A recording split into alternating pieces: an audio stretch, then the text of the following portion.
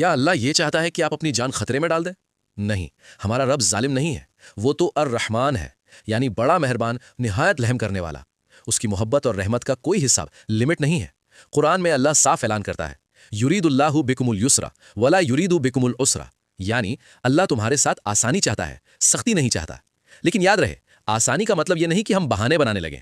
आज हम जानेंगे कि वो कौन लोग हैं जिन्हें अल्लाह ने रोज़ा छोड़ने की इजाज़त यानी रुख्सत दी है, और वो कौन है जिनके लिए रोज़ा छोड़ना हलाकत मतलब डिस्ट्रक्शन है।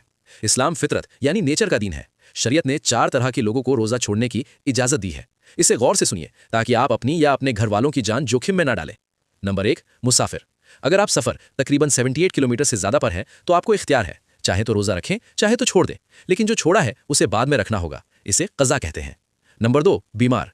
ऐसी बीमारी जिसमें रोज़ा रखने से बीमारी बढ़ने का डर हो या जान का खतरा हो या रिकवरी में देर हो जाए, वहाँ रोज़ा रखना बहादुरी नहीं बल्कि बेवकूफ़ी है।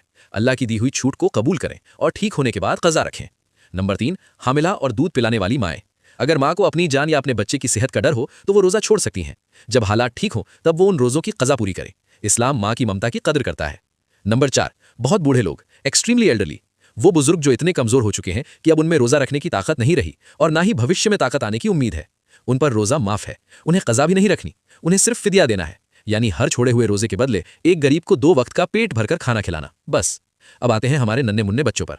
अक्सर लोग 2 गलतियां करते हैं, या तो बहुत छोटे बच्चों पर ज़बरदस्ती करते हैं या फिर बालिग होने के बाद भी उन्हें बच्चा समझकर रोज़ा छुड़वा देते हैं।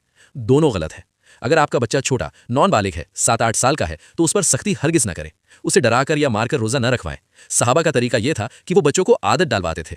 रमज़ान में बच्चों को अपने साथ बिठाएं, उन्हें कुरान की आयतें सुनाएं, उसकी तफसीर समझाएं, उन्हें बताएं कि हम भूखे क्यों हैं, अल्लाह हमसे कितना खुश होता है, ताकि उनके दिल में रोज़े की मोहब्बत पैदा हो, खौफ नहीं। जब वो प्यार से आधे दिन का रोज़ा रखें तो उनका हौसला बढ़ाएं, उन्हें शाबाशी दें। ये होती है इस्लामी तरबियत। लेकिन खबरदार, जब ये बच्चा बालिग प्यूबर्टी हिट हो जाए, यानी लड़कों में दाढ़ी या एहतलाम और लड़कियों में मखसूस अय्याम शुरू हो जाए, तो अब ये बच्चा नहीं रहा, अब ये अल्लाह के हुक्म का पाबंद है। अब एग्जाम का बहाना, कमजोरी का बहाना या धूप का बहाना नहीं चलेगा। जैसे नमाज किसी भी हाल में माफ नहीं, वैसे ही तंदुरुस्त इंसान के लिए रोज़ा छोड़ना किसी भी हाल में माफ नहीं है। अगर आज आप उन्हें प्यार के नाम पर अल्लाह के फ़र्ज से रोकेंगे तो कल क़यामत के दिन यही औलाद आपका गिरबान पकड़ेगी कि आपने मुझे जहन्नम से क्यों नहीं बचाया। तो खुद भी रोज़ा रखें और अपने जवान बच्चों को इस फ़र्ज़ की अहमियत समझाएं।